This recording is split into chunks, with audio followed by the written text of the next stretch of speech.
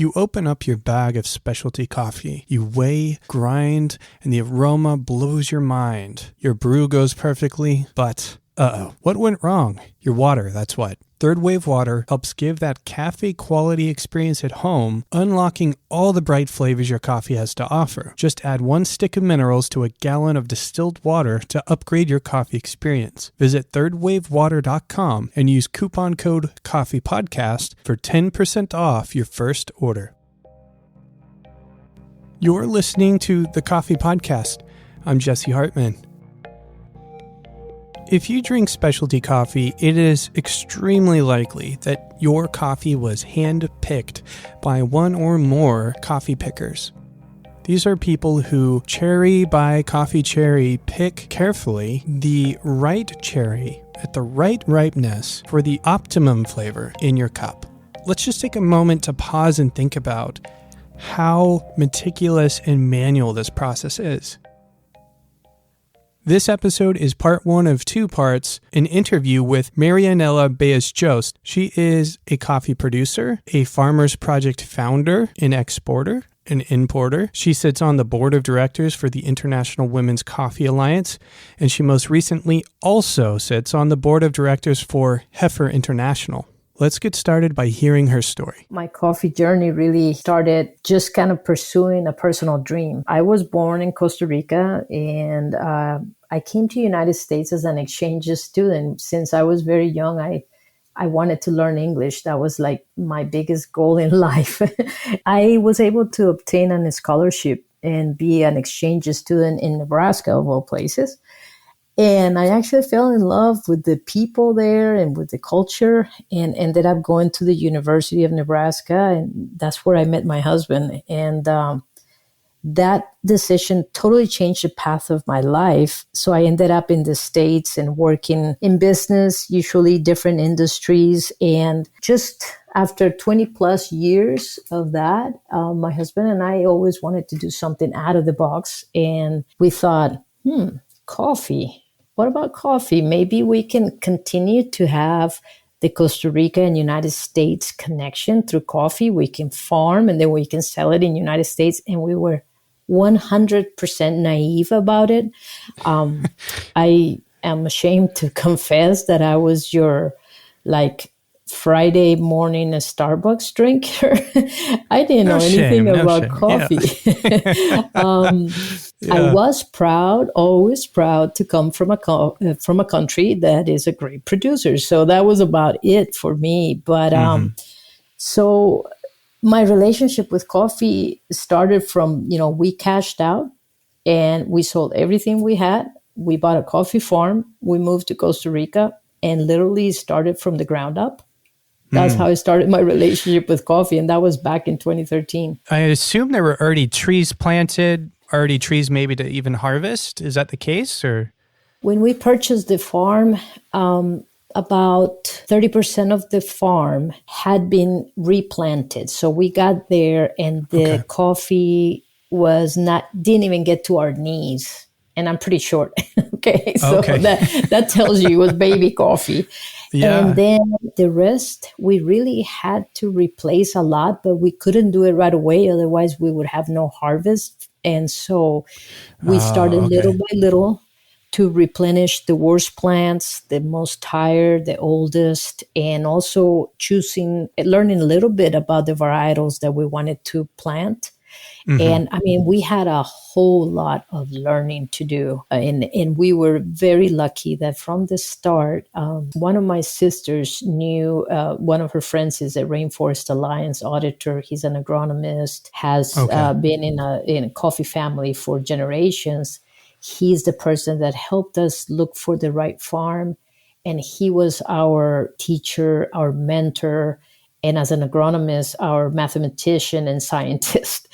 And the second lucky strike we had was when we purchased the farm. The first day we arrived there was a man waiting for us by the gate. How did he know we were arriving? I don't know yet. I never asked him really, but his name is Chevo. And he said, I've been working in this farm for 8 years.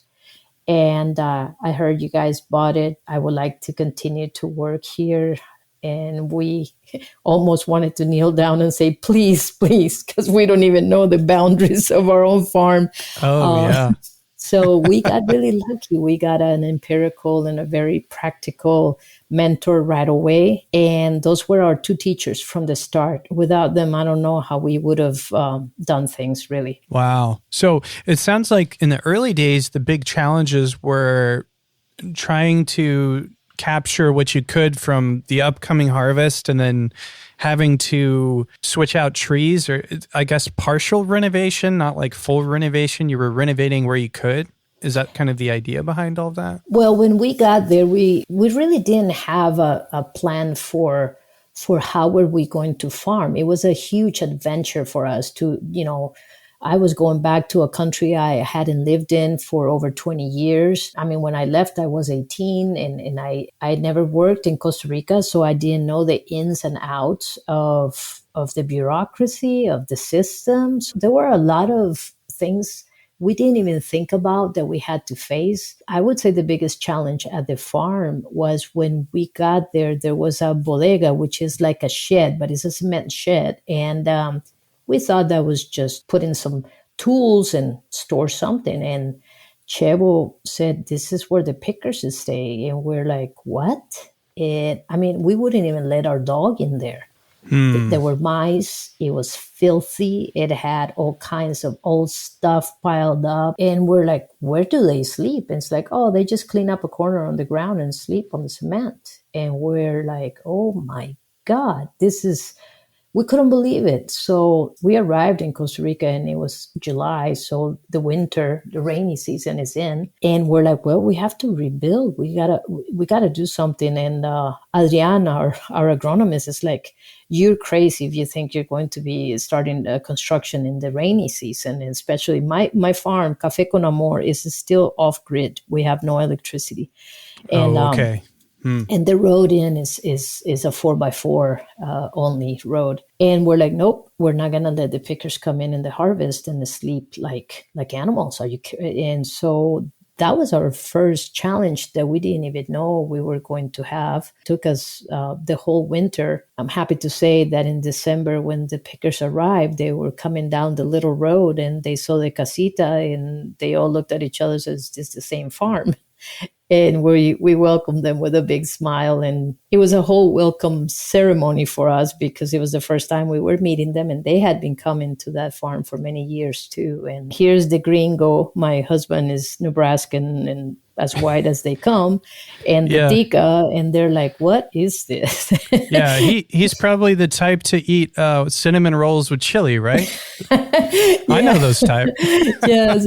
And and we both, our last job before we left to establish ourselves at the farm, we both worked for Florida State University. And so we did like an orientation. We had welcome package for the pickers. We had welcome gifts because we knew that they had nothing, that they come with nothing. So they probably thought these people are crazy, right? Yeah, there's a whole bunch of things we started learning the first year. The plants and the agriculture, you just kind of dance with nature, you have to. You can't just go in there and start with a white canvas. I mean, we did start with a green canvas, but it was little by little. And we were following the advice of those who knew. And if we had to do it again, I would say we should have waited one more year to let the other plants that were replanted be a little bit more established, because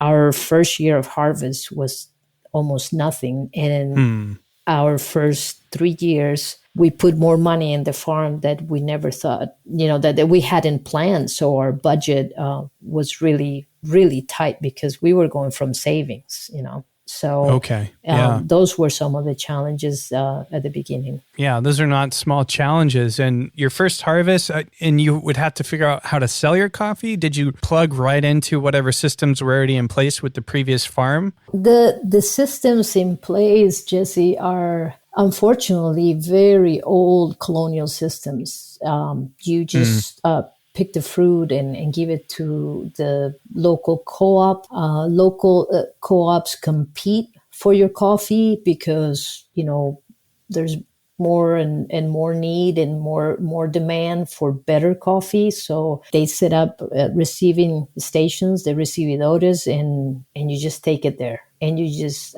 that's one of the issues with the specialty coffee, because if you invest in planting great varietals, invest in doing all the right things at the farming level, and then picking perfectly ripe coffee, and then you end up taking it to the receiving station. It's a heartbreak moment to see when you're backing up your little truck or your cart with your coffee that looks like beautiful red cherries, and they just dump it into this humongous tank where there's green, yellow, black, everything. And that's where the disappointment and heartbreak starts with many of the producers, because it's like, why did I kill myself for that? Because I'm going to get paid pretty much what everybody else got paid, you know? Yeah, you get mixed right into other producers who don't care about quality, or maybe it's not that they don't care, but they're not showing the same meticulous effort that maybe you are. Yeah. And so, it just really, it doesn't motivate anybody to do better. Right. Okay. So yeah, sure. That's the issue. But the first year for us, I have to say, I almost cried every day, almost every day, because there were so many things that were unexpected. We felt like we were blindsided all the time, because we started to learn a different side of the face of coffee. We went there with this adventure, romantic idea of chasing a dream that seemed beautiful from the outside, because coffee's got so many romantic, beautiful things about it. And then when we get into it, we start seeing issues like that. How can you have people come and stay and sleep on the ground in a place that is filthy, and expect that they're going to work and do the job, without any tools or not even a good night of sleep or even a blanket, So things like that, you're like, how is this happening? And then when we went to the receiving station with our coffee, maybe the second day, we had somebody from the co-op say, hey, we see you're doing a specialty coffee. Yeah, they can see it from the way you're picking it.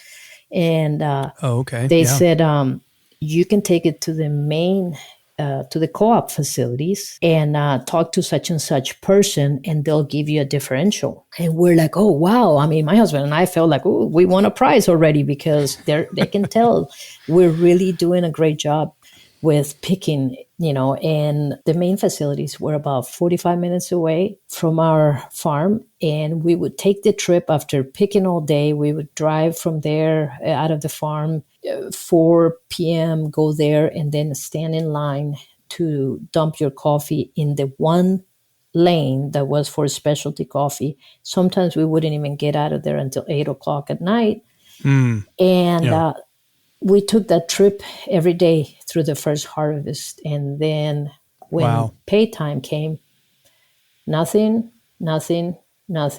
And we kept on following up, 3 months of following up, and we never received one penny of differential. We said, hold on one second. If they're willing and able to do that, I'm not saying this as thinking that I'm a better person or a bigger person. But I'm an educated person. I speak two languages. I know technology. I've lived in different countries. And I knew the president of that co-op from being introduced by our agronomist as, hey, this is Marianella and Jonathan. They just came from the United States, and they're starting to get into coffee farming. So I had a little tiny status, right? And they're willing to cheat us in that way. So you never saw that money? No, never. And so if they were willing to cheat us in that way, I thought, what are they doing to the producers that have no voice whatsoever? What's going on here? So we were told all kinds of stories. Oh, that our coffee was going to be sold to Germany, but then the contract fell, and so they didn't have anybody to sell it. It was too late, so they just had to sell it like sea market prices. So sorry. That was the excuse. That was it. So all that effort, and we got cheated. Okay. And I don't want to turn this into a dark podcast, but I do want to tell the truth, because I think it's important for people to know the truth of what happens at origin. So in this same co-op, we told them, okay, well, we want you from this harvest, what we have brought in, if you can prepare about 100 samples for us, because we are establishing connections with the United States and we want to export our coffee. Again, us being honest and naive, we said that, okay? So we get the 100 plus samples, and they put them in little baggies, kind of like a coffee bag that you don't see through, right? The material. We put our labels on them, and then we flew to United States for Thanksgiving. We're super excited. We had been working our butts off with bad internet and bad phone connections, sending emails to everyone that we could think of, and coffee shops that we didn't even know, telling them, are you interested in samples? We're farming in Costa Rica. Here's some pictures. I mean, all kinds of cold calling for over a year. And we sent all these samples out, spent a whole bunch of money mailing the samples. When we were flying back to Costa Rica, we get a phone call from a person that is a friend of ours, because we'll never forget him and always will be thankful to him. His name is Chris. He said, Jonathan, did you guys look at your samples? And we're like, well, what do you mean? He goes, well, did you open one of your samples? And we're like, no, we just send them to everybody. And he said, if I didn't meet you face to face, because he was one of the few that we met face to face, he said, I would have thrown that shit in the garbage. And, oh, no. And we're like, what?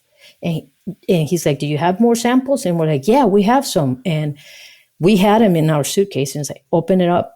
We opened it up, and they literally had given us the leftovers of crap. And that's what they put in our samples. Oh, no. To totally ruin our ability to do direct trade, Jesse.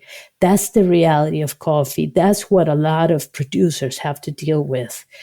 And I wasn't going to go down quiet. And I told my husband, I think we got to go back, and we're going to go and face the president. We're going to ask for a meeting, face the president of the co-op, and their quality person who was a Q grader. Of course, if we said what we were going to go for, we would never get a meeting. So I actually sent a text to the Q grader and said, hey, we had some great meetings in the United States, and we have some really interested customers, but we need more coffee because our farm is small, so we would need to get more coffee from you guys. Is it possible to have a meeting? And of course, they rolled out the red carpet for us, right? Yeah. So we brought a bag with the samples that we had left over, 3 pairs of scissors. We sat at the table at this big conference room, and here comes Mr. President. And we're like, hi, how are you? I opened the bag. I gave him a sample and the scissors, and the Q grader's hands started shaking so bad he could not control them. He knew exactly what was happening. And he looked at the guy, at the president. They both looked at each other, and I said, would you open the sample, please, and put it on the table? And they open it, and all the crap comes out, all this. And I just said, why would you do that? And the guy, the president, he threw the Q grader under the bus and started chewing him out and screaming at him like he didn't know anything. And the guy just lowered his head because he was his boss. We never got an apology. We got up and we said goodbye. That was our introduction to coffee in the first year, and our introduction of trying to sell coffee the first year. Needless to say, that's why I cried about every day. I think I would have been crying every day myself. That's a horrendous experience. Yes. And embarrassing for me too, because I am from Costa Rica, and I had a hard time explaining to my husband, how can people be so corrupt? To this day, it hurts a lot. Yeah, we're wronged. And it's sad, like you said, because how many other producers are wrong like this all the time? Yeah. And they can never say anything, and they are tied up to the co-ops. And don't get me wrong, there are co-ops that work honestly and are good for many towns and many producers. But people need to understand that the co-op mentality and philosophy is very good on paper, but unfortunately greed creeps into so many different systems, and bureaucracy creeps in. And that's what has happened in many of the co-ops in coffee, because it's a power game and it's a volume game and it's a C market game. And so at the end of the day, the producer, the very small producer, is the one that gets the short end of the stick. Yeah. And the co-ops end up operating like a credit card with no end. The producer, the small producer, doesn't have enough financing, but guess what? The co-op says, you bring us your harvest, we give you financing. So it's a cycle they can never get out of, because by the time you're starting to harvest, you already owe the whole year of inputs. So you got to pay that bill. You can't not do anything. You have no freedom with your harvest because you owe it to the co-op. I see. And that cycle is extremely hard to break. And how did y'all end up breaking that cycle? Did you just never go back to the co-op? How did you end up selling? See, I consider myself a lucky producer because I do it by choice. We had savings. We had lifetime of work that we cashed in to go into this adventure. And to this day, if I decide I don't want to work in coffee anymore, I have choices. I can do it, But the producers, the majority, there are producers by destiny, be it because, it's a family duty, or you're geographically tied up to certain boundaries because, you don't know how to drive, you don't have a car, you've 3 generations of your family have lived up in that side of the mountain, and that's all you know how to do. So I would say the majority of producers are doing it because they don't have a better choice, because nowadays, who in the right mind, and I think that that's a lot of why many of our neighbor farmers looked at us like, who in their right mind would actually get into coffee, into investing in buying a farm and investing in starting a farm? Yeah. So you're saying your neighbor farmers were looking at you like, what are you doing? Yeah. Yeah. Many people were skeptical because they thought, are they like missionaries, or are they like here for some kind of a long stay adventure vacation thing, or what? Like ulterior motive kind of thing. They didn't think you were really in it for the coffee, because why would you be, based on their experience? Yeah. Okay. And also they thought that, they'll come in and just hire a whole bunch of people to do their work, and they'll come around and stroll around their plantation or something, whatever. And well, first of all, it's a small farm. And second, when they saw us actually being part of the builders of the casita and getting dirty every day and coming out and picking with the pickers, they're like, oh, they're actually the real deal. They're working their butts off. And then we gained their trust like that, because they would see we were normal, hardworking people that were, in it for the love, for the good reasons, and for the long run. So tell me this. You said you could get out of it if you wanted to. Why didn't you? Why didn't you just quit after that year of heartache and being wrong so terribly? Why didn't y'all just jump out? I would say that experience made my husband and I, like, it was fuel to the fire. It was like, I am going to prove you wrong. And I am going to, we both just dug in our heels and said, we are going to get it done. We're going to do direct trade. We had so many people that tried to be sharks and tried to roll out the red carpet. And when we said, no, we want to do real direct trade, they're like, oh, you're not going to be able to. The first thing is, you got a small farm. You can't do it. Everybody was like not motivating at all. And we're like, we love a challenge, and we're both hardworking, disciplined people, and we were like, we're going to get it done. So it was, we used adversity to fuel our desire to succeed. And actually our desire to succeed fueled the possibility to help other farmers and start Farmers Project. Nice. Yeah, I was going to ask you if that was how the Farmers Project was initialized. It sounds like it was. Well, yeah. In order for us to learn about coffee, we realized that there were a lot of agronomists that were willing to go to the farm and sell you products, because a lot of the agronomists don't live off of consulting at farms. They actually live of full-time jobs with agrochemical companies, and then they do some consulting on the side. Okay. Okay. There's also the CAFE, which is the Institute of Coffee, that is a government organization that kind of regulates coffee in Costa Rica.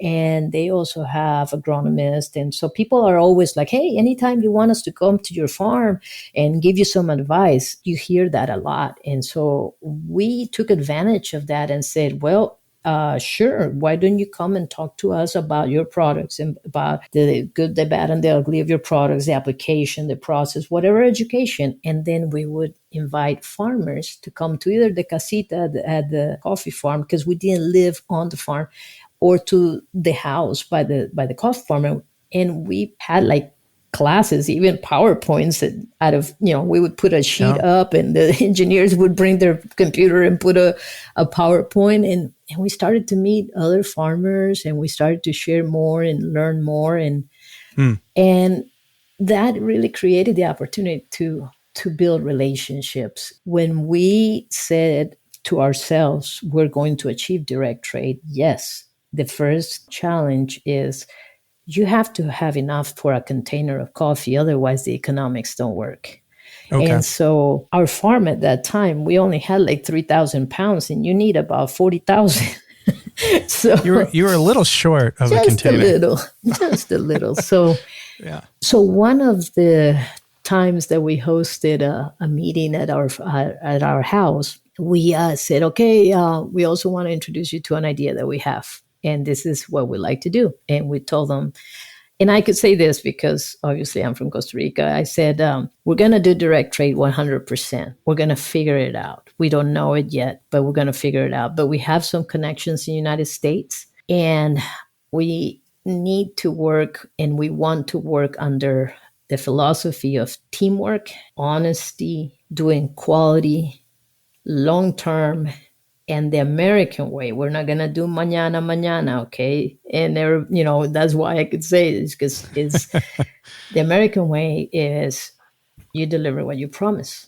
And so anybody in, and we had about 12 farmers there, and 2 people were actually the ones that ended up joining us at that time. Oh, wow. What's interesting, it wasn't because people are like, oh, no, we don't believe in it. It was some different reasons. One, which is huge, and a lot of people don't consider, why is it that small farmers cannot do direct trade? It is because of what I mentioned before about being on a credit cycle. When you come to harvest in December, every farmer is like down to the last penny, okay? Because you've been putting whatever money you have in your inputs and in your labor. And here comes harvest. And the first week you start picking, you get paid on Saturday by the co-op. Every Saturday, you're going to get it's a little ticket. You go cash it in and you get your money. And every small farmer is looking for that payday. It's an annual payday during December, January, and February, right? What happens is if you already owe to the co-op, obviously you're going to have to give it back to the co-op and end up with just the little extra you can make. So when you do direct trade in December, January, and February, you are picking coffee, but then you have to process that coffee. That takes money. Then you have to dry it, and then you have to store it. And the storage for the resting of the coffee is about 45 days. Okay. So that puts you out to about April. And then you have to prepare for export. So you have to do all the process of the paperwork and the shipping and the logistics and the sacks and the grain pros and the printing and all that stuff that takes you to, hey, we're going to export about May. And then the ship is going to get to the United States in June and July. And your coffee is going to be delivered to your customers across the United States, July, August, September, as they're taking it. That's when you start seeing money. Wow. So all of a sudden, your cycle, you need to have finances to survive and to put food on your table from harvest until August. Many people cannot even fathom. They don't know what they would do. So that's number one reason why a lot of the small farmers cannot go into direct trade. And the other one is many people are very, very focused on what's the price? What am I going to get? And at that point in time, we were going on faith and hope that the connections we were making in the United States, that those people that we actually got the good samples to, because obviously we had to redo all that, were going to be willing to pay very good prices to make it worth it. But we couldn't tell people what those prices were because we were just starting. And the other thing we said is, we're not buying your coffee. We're all in it. Everybody's responsible for their farm. Everybody's responsible for their micro lots. Everybody sets the price of their coffee, and it's based on quality, really. And, so we all share the risk. We all share the reward. And a lot of people, that's not something they're willing to do, because we had somebody, well, not somebody, actually 2 or 3 people that said, well, I got people that come to my farm, and if they're going to buy right there out of my farm and they offer me $4 and you're telling me you don't know, but maybe it's $4, I'm just going to sell it to the safe one right there, and It's like, well, thank you for telling us. We can't do that because we're going to deliver what we promise. And if we go that way, it's not going to work. You can't commit. And then, when the customer pays, says, well, sorry, I don't have that coffee, I have something else, or I don't have any coffee, that would be the worst things. Well, that completes our first episode with Marianella. Be sure to stay tuned for the next episode, which will be released very soon, as soon as next week. If you'd like to reach Marianella, I'm going to include some contact information inside the show notes, so be sure to go and check those out. And just, stay tuned for what's brewing over here at the Coffee Podcast. You might be thinking, where you been, Jesse? And I would say, underwater. Just kidding, not kidding. And for those of you going to SCA Expo, and I think London Coffee Festival is also around the corner, there's a lot of stuff going on. I'm not at any of it this year, but, I hope you get the chance to listen to this during your travels. So reach out to us at on our website and stuff. And don't worry, we'll have more clear directions and avenues for communication in the coming weeks. Well, for now, as always, and until next time, happy brewing.